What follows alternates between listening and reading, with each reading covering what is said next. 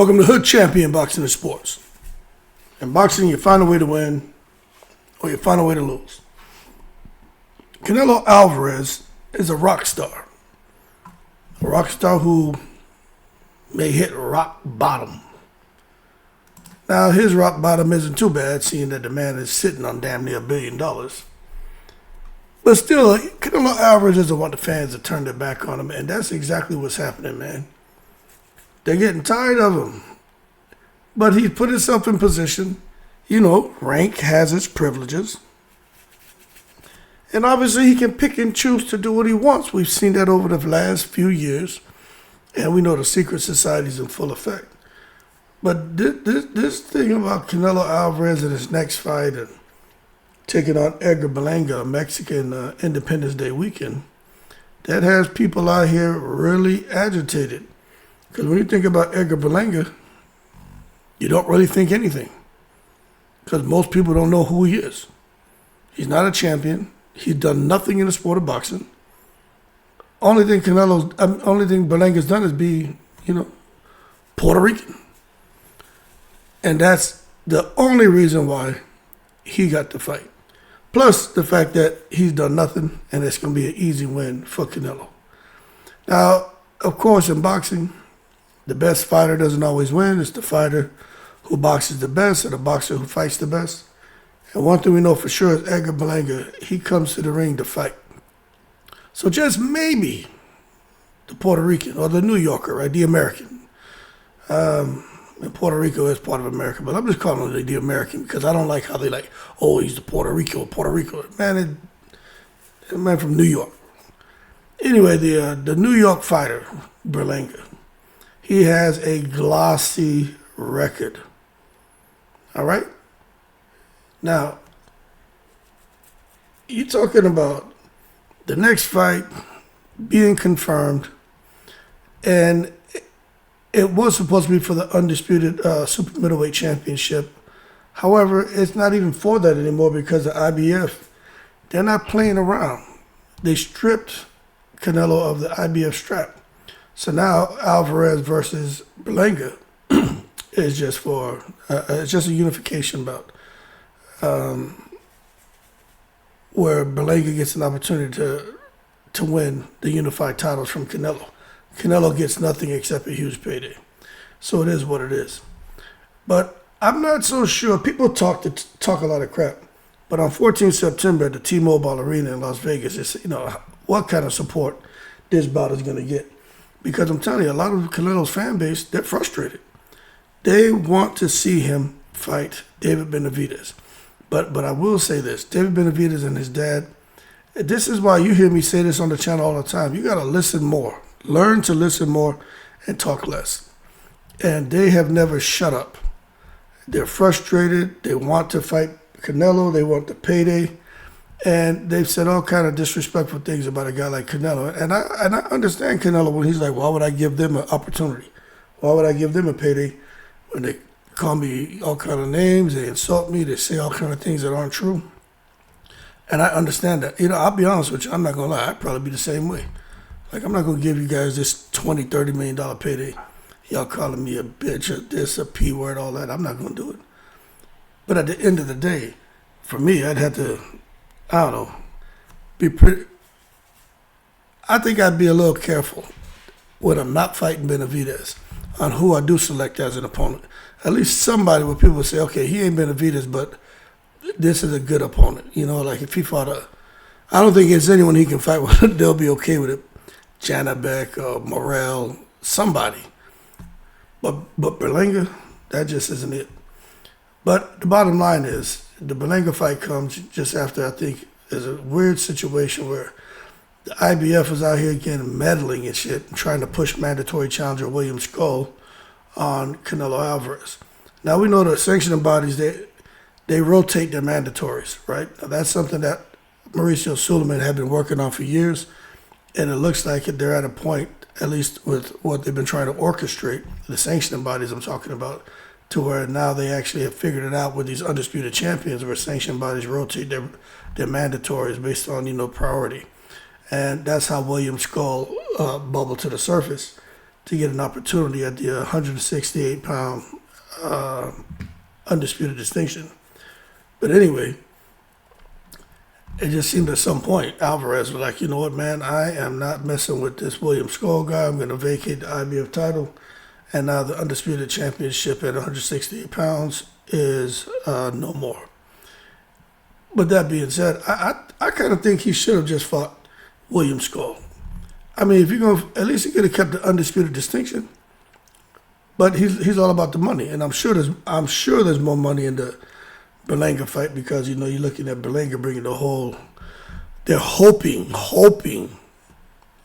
he brings the whole island of Puerto Rico to get behind and support it and show up. I'm just not so sure they'll get that. Let me tell y'all something. Berlanga is not Felix Tito Trinidad. Berlanga is not Camacho. You know, you had Camacho time. It's not Berlanga time. Berlanga is not Miguel Cotto. Hell, he ain't even Subriel Matias. So we just got to be real. All right? It is what it is. But I don't know. I just think Canelo Alvarez is at an all-time low with his opponent selection. And the interest from fans is at an all-time low. And when it comes to him, you know, extending his championship performances, I just think the longer he goes now, I just think he's going to reach a point where he hits rock bottom. I think he's halfway there as far as fan support. And he's got to figure out a way to resolve it. And I think the only way for Canelo Alvarez to recover, and this is my opinion, is for him to fight David Benavidez. Whether you agree with David Benavidez and the way he's spoken about Canelo, he like his dad. And look, it doesn't matter. What we're talking about is what is it going to take for Canelo, who I think when it comes to fight fans, I mean, this is the lowest interest I think that fight fans have had in the Canelo fight. And I don't think it gets any better, but I think the way Canelo Alvarez can immediately recover is to fight David Benavidez. But, you know, who knows what happens down the road. I do think Turki Al-Sheikh is pushing for the Crawford fight. He's already said it. They're going to make Canelo an offer. They're not going to allow Canelo to bully them. But Canelo is going to get probably a $100 million offer to fight Crawford. And people, Canelo's going to take the money. He could say he want $150 million. He could say he want $200 million. Saudis ain't stupid. But he will probably get $100 million. If they paid Tyson Fury $140 million or $120 million, right, to fight, what's his name, Usyk, why wouldn't they pay Canelo $100 million? That's all I'm saying. Canelo got a huge following as well. I could see Canelo getting 100, 120 for Crawford. And if he turns it down, that's just dumb. And Crawford get himself a little 50, 60 million like what Usyk got for Tyson Fury. But anyway, in case you guys are wondering, okay, you keep talking Hood Champion, but who the hell is this Berlanga guy? Berlanga shot up in the rankings because of his connection to Eddie Hearn and Matchroom. Now he all of a sudden became the WBA mandatory challenger after David Morrell moved up to light heavyweight. And I honestly, man, when I look at Edgar Berlanga, I know you look at Eddie Hearn and what he's been trying to do, man. This Mexico Puerto Rico thing. You knew at some point it was going to come. I just didn't think it would happen this quickly. And with David Morrell, you know, bubbling up, David Benavidez bubbling up to 175. You know, neither one of them ever got the chance at Canelo Alvarez, and I don't think Morrell would have ever gotten a chance. We know Benavidez seemed like he was close, but no cigar. And these guys have sat there as mandatory challengers, so that just lets you know that we talk about people ducking, right? And who's putting duck sauce on fried rice. Let me tell you something. Lomachenko isn't ducking Tank Davis. Canelo is ducking Benavidez. Canelo's ducking Morrell. So Canelo is out there putting duck sauce on the carne asada. Simple. But, hey, he's getting away with it. I don't see him changing the way he does business anytime soon. But the IBF, man, like again, they've been a bit more hardline with champions handling their obligations to their title. Remember, they previously stripped Canelo Alvarez of the middleweight championship in 2019. I think it was 2019, after he failed to come to terms for a fight with Derevinchenko.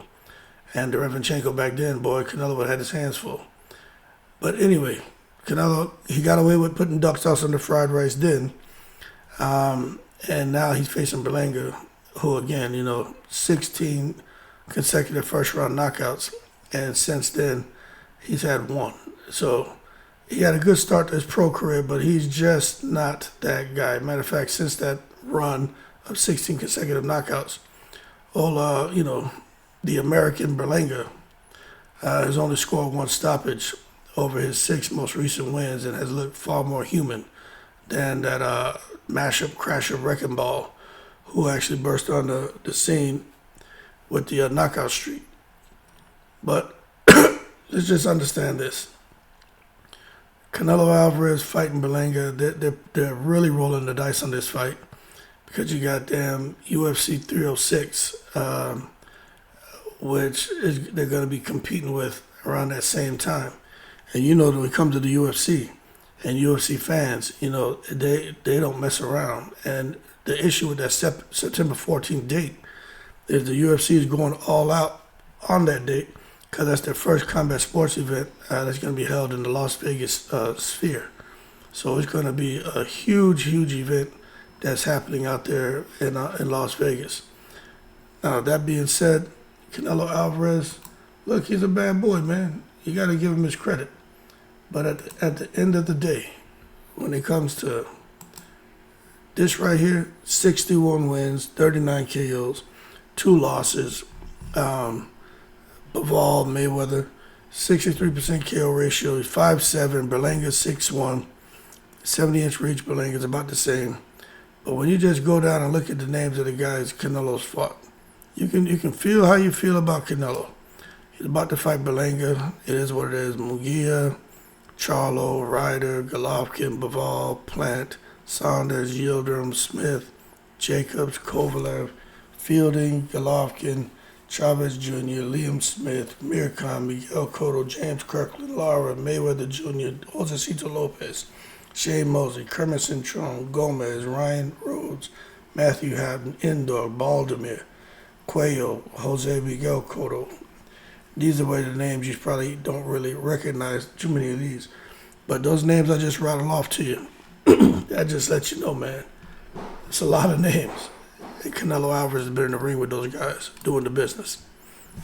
Anyway, as far as Edgar Berlanga, Canelo Alvarez is a rock star who does rock star things.